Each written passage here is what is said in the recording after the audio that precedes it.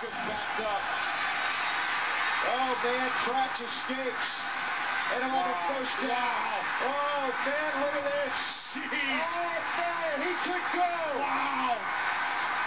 Amazing. See you later. That may be one of the most unreal runs I have ever seen. Strike the Heisman pose right now, Eric. Give me a little Heisman. The only Heisman Trophy winner on the ballot not to get in was Nebraska's Eric Crouch. The electric quarterback led the Huskers to the title game in 2001. Oklahoma linebacker Brian Bosworth is the only multiple-time winner of the Buckets Award, and he led the Sooners to the '85 National Championship. Did not get in. Eric Dickerson was SMU's feature back in the heyday of the early '80s.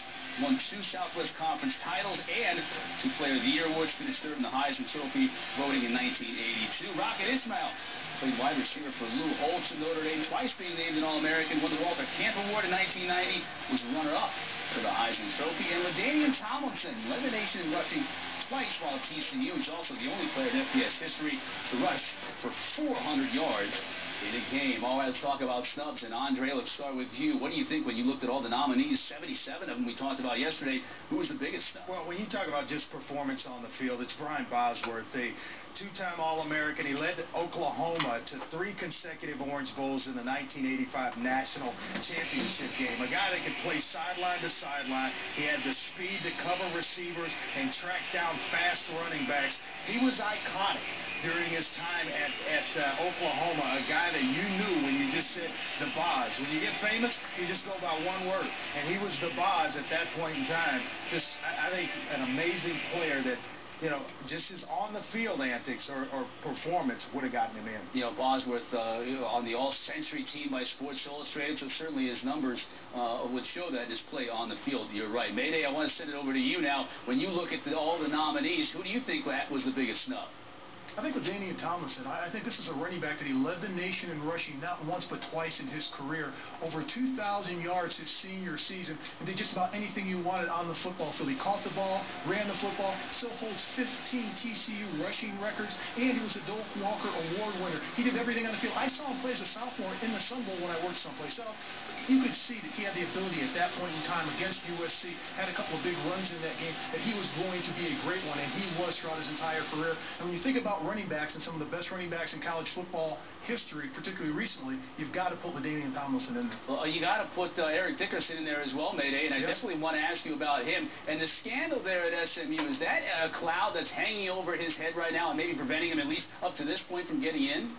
Well, I think so. When you look at all the National Football Foundation voters and the former and current guys that are in the Hall of Fame that do vote right now, some of the guys think back to the scandal of the death penalty at SMU, and they think back that it tarnished a little bit of college football and the history of college football. So I think some of those voters might have thought, you know, he doesn't deserve to get in. But in my opinion, it's what you do on the field to play.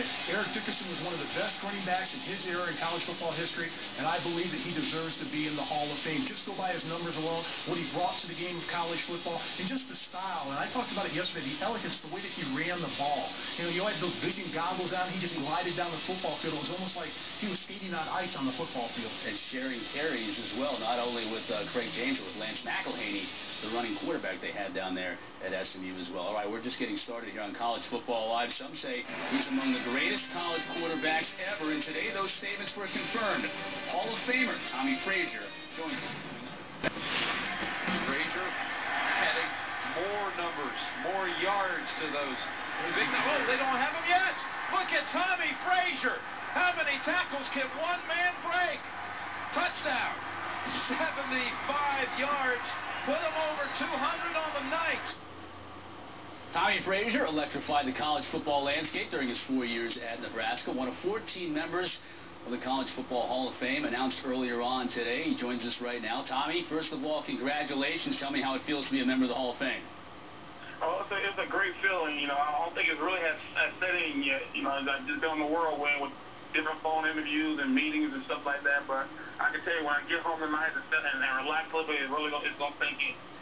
Tommie, you were a top 10 recruit out of Manatee, Florida at the time when the Canes, the Noles, the Gators were all at the top of their game. Yet you chose to go to Lincoln, Nebraska to play your college ball. Why did you make that choice? Well, I want to go to a place where I knew I can play quarterback. You know, those schools, the state schools, were telling me They didn't see me as a quarterback. They saw me as a running back or a defensive back. And I wanted to go someplace where I can play quarterback. And Nebraska was one of the schools out there that was giving me an opportunity. Tommie, everybody certainly remembers the Fiesta Bowl dismantling of Florida. Why were you able to play at your best in the biggest games? Well, I just think that I love challenges. And when you're playing against the best player, the best team, and the best players out there, you know, the good players step their game up.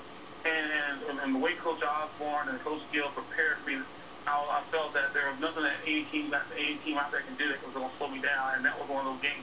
You guys in Nebraska won back-to-back national titles, dominating the college football world during those years.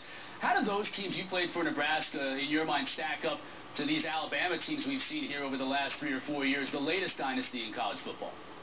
Well, of course, I'm going to say we were a lot better than them. But you're talking about two different eras. You're talking about two different dynasties. I mean, and there's, 15 years in between, 16 years in between. You know, so no one would ever know that sports. But it's always good for the debate. But of course, I thought that, quite frankly, the 95 team was probably the best team in college football history. 94, we were a good football team, but we weren't as good as it. So 95, we were better. And we will debate it, that is for sure. Tommie, congratulations again. Thanks for joining us. Thank you. It's good to have another dynasty in college football because you want to see greatness, and that's what Nebraska had back with Tommie Frazier, quarterback, greatness. Does he get his due as much of a great college quarterback as he was? You think now when people think about him? I don't think so. I think he was dual threat long before the term was created. A guy that just willed his teams to win 2 national championships, back-to-back years, and you just forget how talented the Nebraska Cornhuskers were under his leadership. It was big, and the bigger the game, the bigger Tommie Frazier played. I've always been a fan of just his toughness and his will to win. And you knew when you were going to get a good performance when he was on the field. Tommie Frazier was the man. You know, Mayday, we talk about talent, and certainly Nebraska's had talent over the years, an abundance of it, but what separated those teams from all the other talented teams? Was it Frazier and his ability to lead them? Absolutely, Chris. His leadership on the field and off the field. And when you saw him orchestrate Don't forget about the D-line. Power option. Peter Brothers, Wisdom, other guy we never seem to remember his name anymore. Plays when they had to. The fullbacks made plays, carrying the ball and blocking for him. I think when you look at this team in that 2-year span, they could be the best in college football. Christian and Jacob, by the way. During that time, won back-to-back national championships. And when you compare them to the dynasties, the USCs and the Alabamas that we've had currently, they stack right up against those football teams. You know, I want to talk with you, Andre, about just quarterback styles. I mean, could he play in today's day and age? Did he sort of open up the door maybe in terms of the style to where that would work in any offense today? There's no doubt in my mind that Tommie Frazier could play in today's game in the spread offenses that are in college football and be successful. The way he did it, I just talked about it, dual threat long before that term was created. He could throw it, he could run it. You know, he was the complete quarterback and was a great college football player.